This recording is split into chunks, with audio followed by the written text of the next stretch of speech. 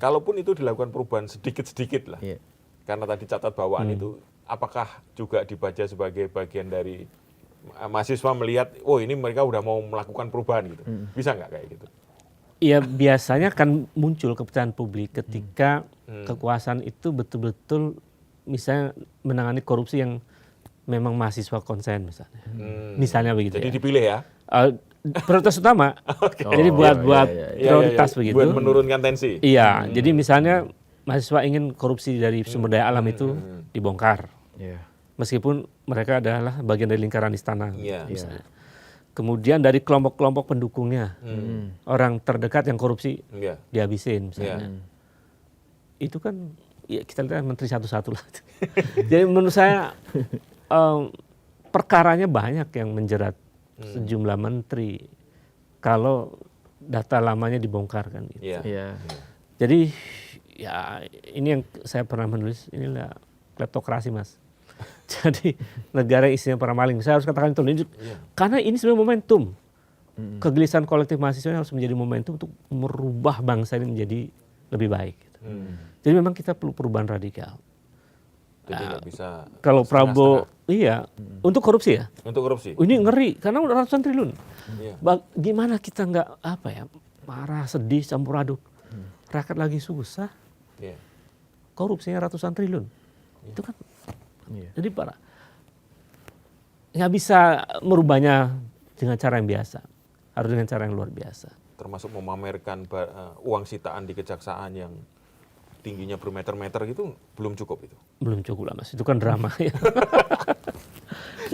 Nggak perlu juga lah sampai gitu, nggak perlu juga lah sampai tumpuk gitu lah. Uang dari mana sekarang, uangnya di mana juga kita nggak tahu itu.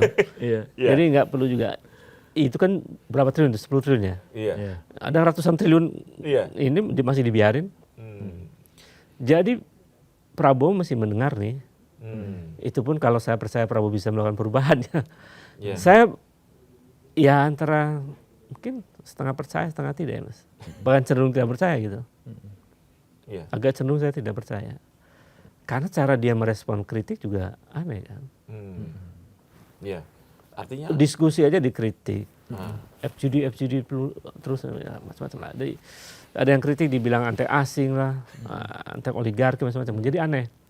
Dari situ kan jadi kami juga nggak, ini gimana sih orang gitu. Harusnya seperti apa? Kritik itu kan bagus Mas.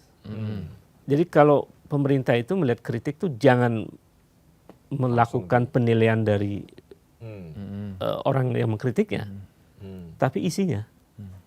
Kualitas kritiknya itu sekuat apa. Lalu pemerintah merespon dengan agenda itu. Ya kalian kritiknya benar, terima kasih dan saya akan melakukan ini. Kan sederhana itu. Ada semacam corrective action di situ. Ini salah, saya akan koreksi, ini salah langkahnya. Yang terjadi kan nggak begitu. Mahasiswa mengkritik agar jangan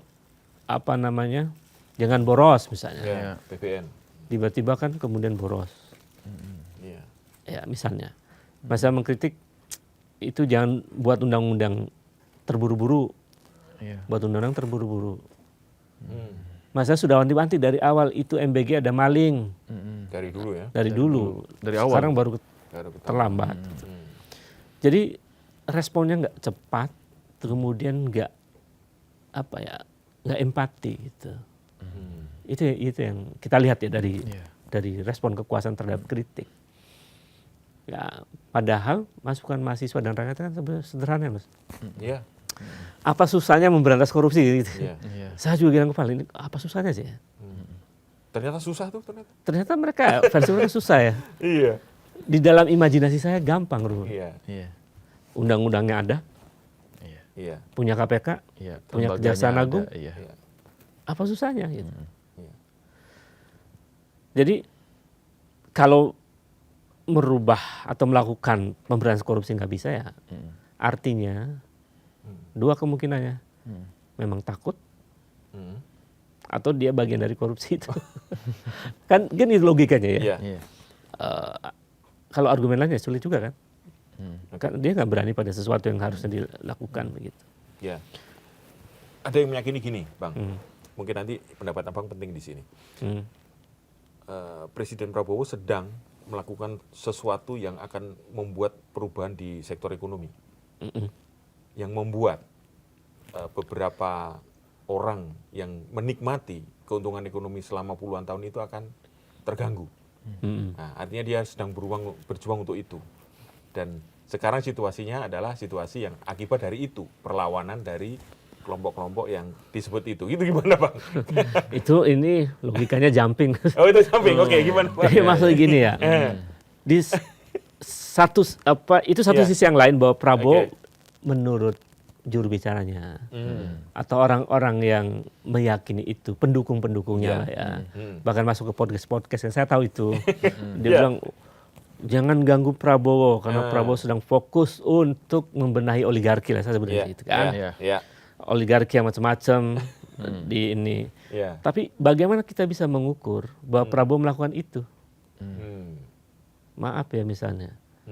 Apa yang dilakukan Prabowo terhadap mungkin 9 naga, terutama mereka ya yang melakukan kecurangan pengelolaan sumber daya alam. Siapa? Lalu diapakan mereka? Siapa di antara mereka yang dipenjara? Atau diperkarakan secara hukum? Setelah 10 tahun mereka menikmati kekuasaan, mendapatkan privilege, dapat proyek strategis nasional, angkanya triliunan begitu. Mereka juga punya privilege untuk mengambil kekayaan alam dan sebagainya. Apa yang dilakukan oleh Prabowo terhadap mereka? Kalau Prabowo betul mau membenahi atau mengevaluasi oligarki ini, kan ukurannya apa gitu, Mas? Jadi belum ada yang terlihat serius dari situ. Saya lihat apa? Sekarang tunjukkan pada kami bahwa Prabowo melakukan itu. Apa indikatornya? 1, 2, 3 itu loh. Di saat yang sama rakyat ingin harga sembako itu nggak mahal gitu. Kenapa dia nggak memenuhi ini dulu misalnya? Kan itu. Daerah ingin agar transfer daerah itu kembali normal. Supaya angka pertumbuhan ekonomi daerah juga tumbuh. Kenapa nggak penuhin ini dulu? Tapi ngotot MBG kan gitu. Jalan terus misalnya. Masyarakat ingin itu koruptor-koruptor lingkaran istana segeralah diselesaikan. Itu satu ya. Satu. Koruptor semua ini Iya. nomor 1 ini ya. Koruptor nomor 1. Kemudian soal remilitarisme. Itu juga penting. Bagaimana kasus Andre Yunus? Itu ujungnya gimana? Saya melihat tidak ada keadilan di situ. Sampai sekarang. Belum soal reformasi kepolisian. Belum soal demokrasi yang makin memburuk. Belum soal pelanggaran HAM. Dan seterusnya banyak sekali. Belum soal tanah, Mas, masalah tanah rakyat itu. Oh banyak.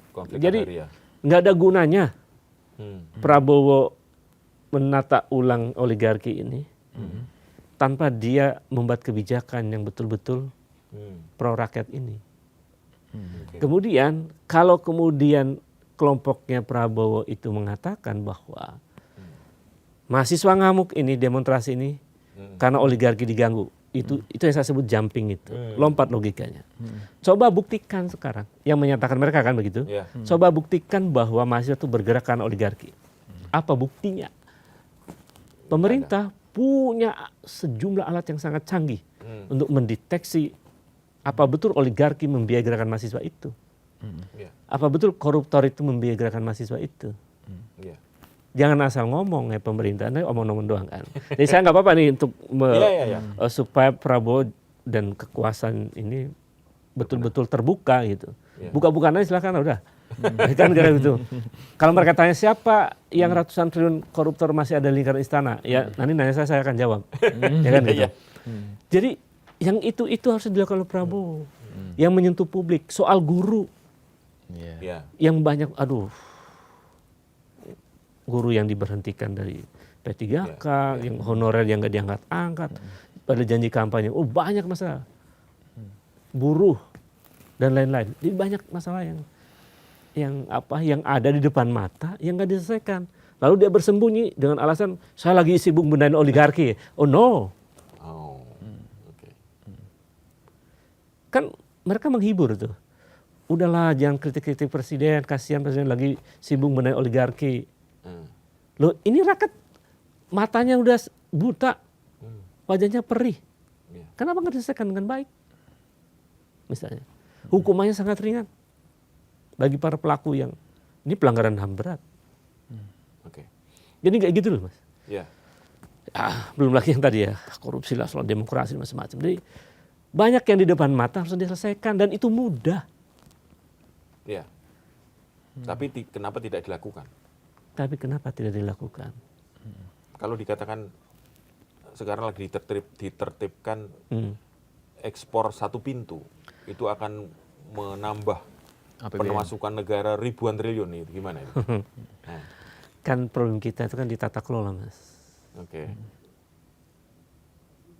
Coba periksa. Yang satu pintu itu manajemennya seperti apa? Oke. Tata kelolanya seperti apa? Hmm. Ide itu bagus, sama dengan ide MBG bagus. Ya, ya. Tapi itu menjadi berantakan kalau tata kelolanya juga sama. Jangan-jangan itu satu pintu juga menjadi alat instrumen Ekspor satu pintu. instrumen juga untuk mengeruk pundi-pundi gitu. Kan kita patut mengkritik itu. Gitu. Ya. Jadi tata kelolanya dibenerin. Kan problem ekonomi kita kan sebetulnya di tata kelola diantaranya. Yang kedua ya di sektor real kita masalah memang. Ya. Ini kan rupiah agak sedikit Naik dikit. naik dikit, ya, karena kan intervensi BI ya. Lebih dari 12 miliar dolar. Padahal problemnya bukan di situ. BI sama Menteri Keuangan ya jadi kayak petugas pemadam kebakaran nih, Mas. Ya. Masalah ekonomi kan di sektor real. Bagaimana lapangan kerja harus ditumbuhkan, Ya. ekspor diperbanyak dan sudah banyak itu ya. Ya. Yang saya menjadi PR dari kebijakan pemerintah ini soal regulasi macam-macam kan, kepastian hukum dan semacam lah itu banyak yang dibenahi untuk membuat orang percaya bahwa ekspor satu pintu itu benar gitu loh. Jadi kepercayaan dulu nih. Iyalah, kan yang problem harus dipulihkan. iya problem pemerintah sekarang kan orang nggak percaya. Tidak percaya. Apalagi bilang lanjutan dari pemerintah sebelumnya kan jadi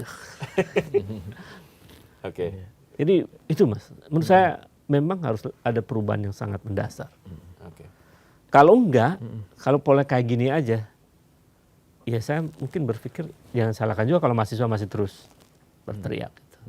Jadi sebenarnya gampang aja kalau mahasiswa biar diem. Iya. Perbaiki tuntutannya. Perbaiki aja, betul. Itu aja ya. Betul, Nggak usah konkret. turun-turun ke mana-mana. Oh iya, nggak perlu diskusi sampai kayak Budiman itu. Kasihan juga Budiman capek-capek lah. Perbaiki aja gitu ya. Iya, perbaiki aja, sederhana kan orang miskin gimana supaya nggak miskin terus, kan gitu. Oke. Korupsi diberantas, sederhana itu. Apa susahnya mau berubah yang baik? Jadi menurut saya sesederhana itulah. Iya. Kalau itu dilakukan ya, mahasiswa juga akan demo. Iya. UKT mahal, kurangi Ya. subsidi pemerintah gitu, misalnya begitu ya. Sederhana itu. Lalu apalagi orang tua mahasiswa sengsara, susah hidupnya, Iya. bisa pakai bantuan Ya. untuk keluarga kan. Pakai tentu based on data ya. Ya. Iya. Semuanya lah based on data. Jadi saya kira semudah itu sih ya. Semudah itu. Tidak perlu drama-drama ya. Iya, tidak Iya. perlu drama-drama. Tidak perlu drama-drama. Kalau misalnya belum sampai ini ya terpenuhi gitu ya. Iya. Itu mau sampai kapan, Bang Ubed? Mahasiswanya atau Iya, akan turun lagi gitu. Akan turun lagi. saya sih cermati ya. Ini kan cenderung daya tahan orang tua mahasiswa juga Terbatas. terbatas ya. Saya hitung tuh biasa daya tahan tabungan itu kan sekitar 6 bulan ya. Ya. Jadi untuk biaya hidup mereka dan sebagainya. Ya, kalau dari sekarang bulan apa? Sudah Juni kan. Ya. Iya. Ini kan peristiwa sejak Maret sebenarnya. Ya. April, Mei, Juni, Juli, Agustus, September, ya, sampai Oktober lah. Ya. Kalau sampai Agustus, September tuh nggak ada tanda-tanda mencerahkan, Ya. saya nggak tahu apa yang akan terjadi ya. Wah. Apalagi nggak ada langkah konkret urusan-urusan yang fiskal itu. Ya. Wah, ini Ya, saya kira itu. Jadi Agustus, September tuh situasi yang ya. Ya. Pelik luar biasa, ya. pelik. Semoga saran-saran Bang Ubed didengarkan ini Iya. Amin. sama pembuat keputusan. Iya. Jadi tidak perlu canggih-canggih, cukup beberapa poin diperbaiki gitu ya. Dan tidak perlu capek-capek turun-turun Oke, baik. Dan tidak ada tidak ada drama-drama lain lah. drama lagi ya. Dan mahasiswa pun juga tidak akan turun aksi ya pastinya. Iya. Dan tidak perlu juga pakai antek-antek intel di mahasiswa itu. Oke. Oke, terima kasih Bang Terima kasih, Bang Ben Ben. atas waktunya ini Ya. mencerahkan kita, memberikan insight, dan mudah-mudahan apa yang disampaikan ini juga bisa didengar ya, Ya, sama pemerintah. Amin. Oke, Sobat Sindo, kita ketemu lagi di To The Point saja berikutnya. Sampai jumpa. Assalamualaikum warahmatullahi wabarakatuh. Assalamualaikum warahmatullahi wabarakatuh.